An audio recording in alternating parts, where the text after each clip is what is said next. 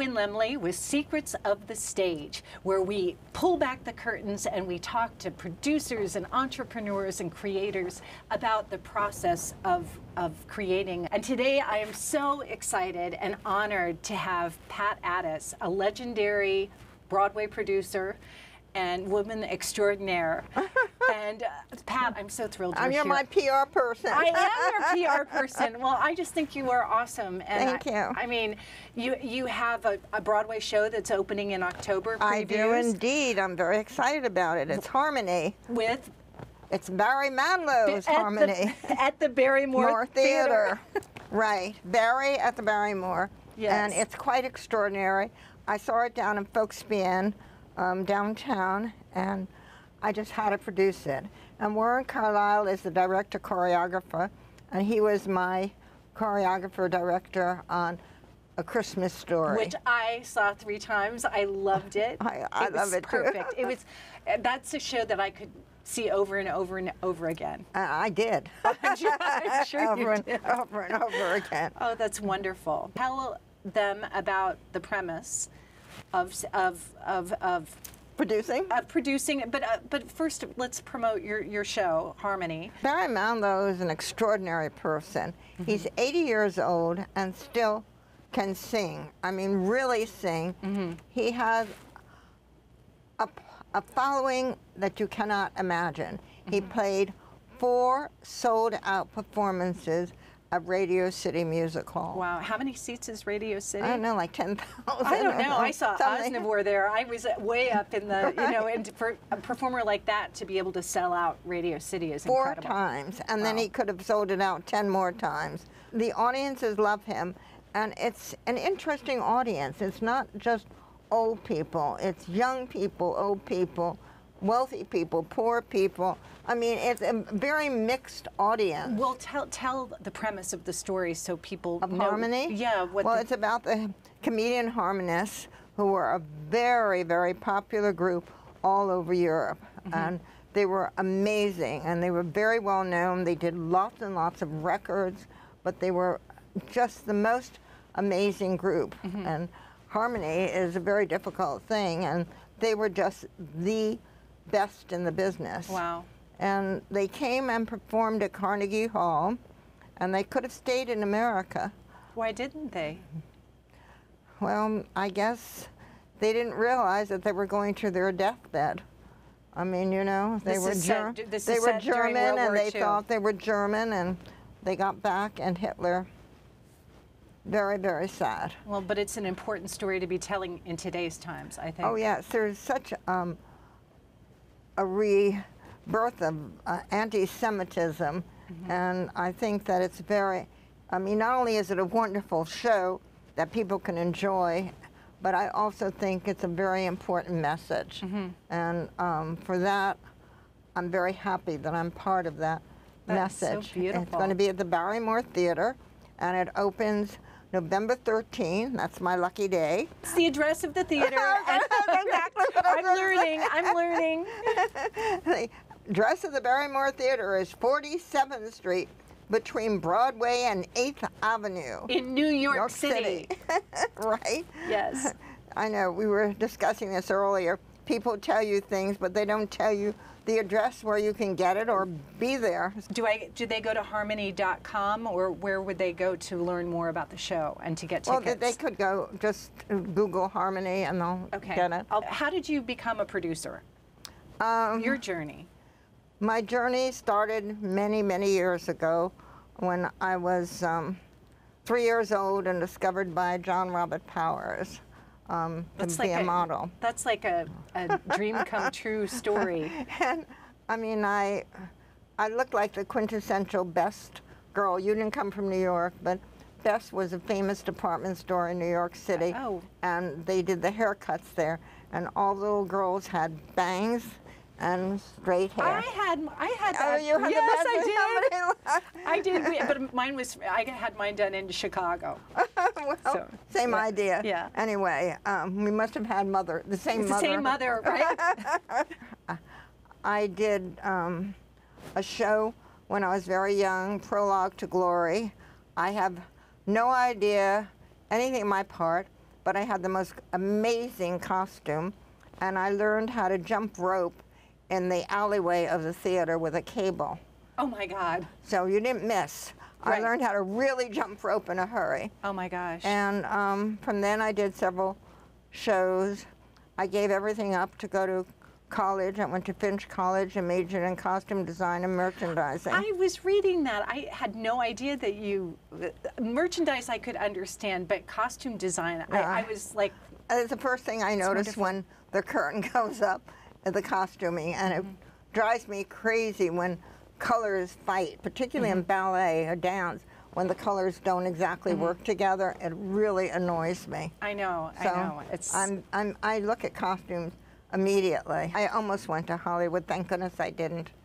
destiny. They would have made meant to be here. I was a sweet, nice little girl from, I was brought up with white gloves, Oh my and God. Hollywood I just wouldn't have made it in Hollywood. Yeah. With all the things that I see now.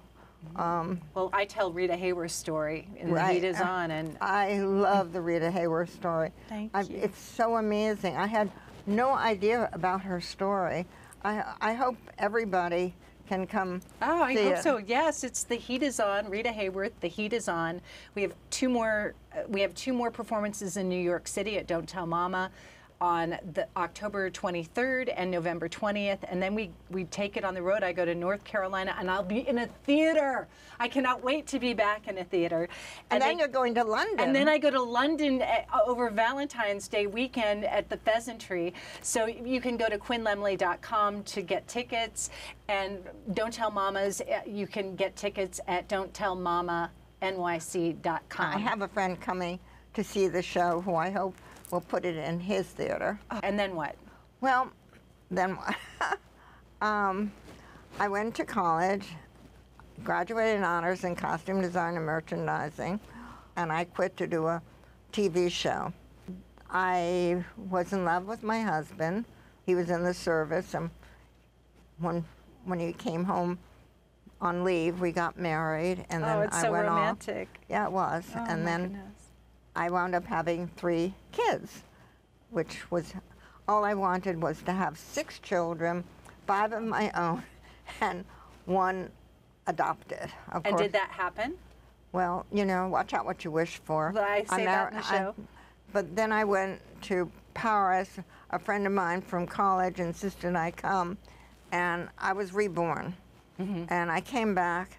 Anyway, it was the best thing that ever happened to me because it forced me to become a person. And I wound up starting a promotion company. I have your markers, the highlighters. And it took all my creative juices, and also I realized my theater experience helped because I used to go into people's offices and do a dog and pony show. And I'd sprawl out all these samples all over their table, and I'd pull this out and pull that out. And it was like a show, and they'd bring in all the other people in their company to come watch. Well, I'm sure you were very theatrical and entertaining, right? I mean, so it helped. It really helped me. Right. And they used to call me all names like, oh, here comes the bag lady, or the schlepper. And I was still... Once I was a schlepper, now I'm Miss That's Mazeppa. right. And, I was still wearing my white gloves, and but I had to X all of that out and say, I have a purpose. I have to raise 3 children. And so I did. I went on to be very successful.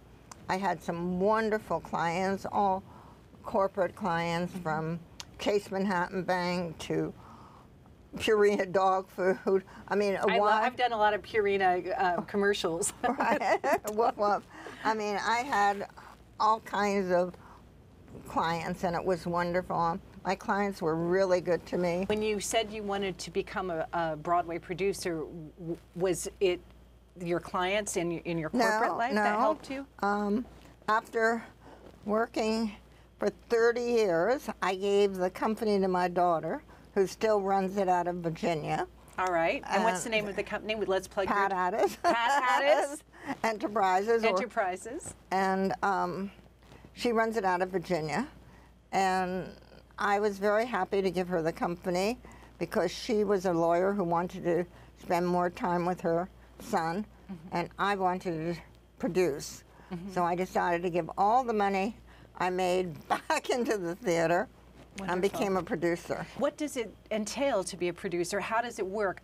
How do you raise money? I mean, Broadway is so expensive now. That's the hardest part, is raising money. And how do you go about doing it, and how did the investors get their money back? Or is most of the time they don't. But are they? But they're buying into the world of theater. And a lot of people just want to rub shoulders with the people like the greats. I am drawn to different shows for different reasons. I have no set idea that this is what I want or don't want, and I've done a variety of things. There's one show I saw in London, 39 Steps. Oh, yes. And I loved it so much in London, I decided that if it gets put in New York, I wanted to produce it. How many producers does it usually take? There's usually a lead producer and then associate producers, or how does that? What is the hierarchy of? Because now there are so many names above the. It's gotten. When I first started 20 years ago, it wasn't like it is now. You had much fewer producers, but now it's so expensive to produce on Broadway. I mean, I was reading shows capitalized at $20 million. That's crazy. There's no way they can get that money back. Absolutely no way. What about on the road? Well, if they have a tour company, but people have not come back into the theater since COVID. The tour is very difficult. People still are reluctant. You know, people got used to being in their pajamas, streaming everything and watching everything on Netflix and HBO. And it's not the same, though, as when the lights go down and the curtain goes up, and it's.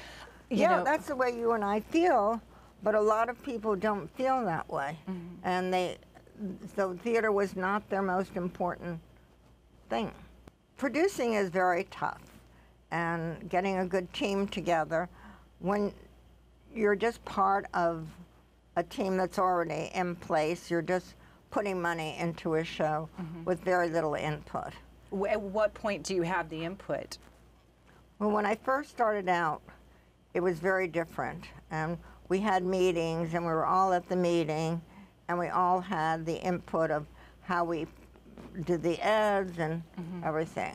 But now today, there are so many producers on it, and it depends who's at the helm. Who's at the helm dictates what's going on. I was at the helm for Desperate Measures, my favorite, absolute favorite show.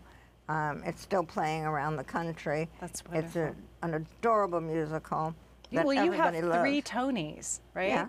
That's incredible. That's wonderful. It's wonderful. Well, it's not so incredible, but I've been lucky. And well, you've worked hard. You've worked really hard, and you have good taste. A Christmas Story is one of my favorite shows. I love it. It comes back every Christmas. Unfortunately, you can't make money on a holiday show because most musicals take 2 years to pay back, or maybe never. And we just have a very small window of opportunity, even though we sell out. Can you have multiple companies that are, or they're But doing even it? at that, it's on licensing now, and you can't make money. But it was a wonderful experience, and I'm very happy that I was part of it. Well, I am too. I just want to make sure that everybody goes and sees Harmony. I certainly want them to, and they won't be sorry because it's so fabulous. The music is great, the casting is great. You will at the Barrymore Theater on West 47th Street between Broadway and 8th Avenue. But more than that, you're going to be so happy that you saw it because it is so fabulous and wonderful. I just love the show so much. and I want to share it with everybody. Well, that's what I think is so amazing, Pat. You guys can go to harmony.com to learn more about the show. But the fact that you're bringing life to something and you're giving something legs and you're sharing these messages in all of your productions. Well, this is a particularly important message because of the anti-Semitism that's happening in our country right now, and I want everybody to see this. And they're entertained at the same time. It's great music. It's fabulous. And Barry Manilow. Right. He's a wonderful guy, by the way. He's really a wonderful, wonderful human being. Well, he twinkles. I mean, he just radiates positivity. I love it. I'm just 80 years old and still with that golden voice. I'm very impressed. That's amazing. Well, Pat, thank you so much for joining us today. Thank you for having me. I love having you. Thank you so much for tuning in to Secrets of the Stage with Quinn Lemley. I air the first Sunday of every month at 7:30 Eastern Standard Time on mnn.org on the Culture Channel. So please tune in, and if you miss an episode, visit me at quinnlemley.com and subscribe to my newsletter so I can let you know where I'm performing and live streams and a whole bunch more. And you can see all of the episodes of Secrets on the Stage. Until next time, I'm Quinn Lemley.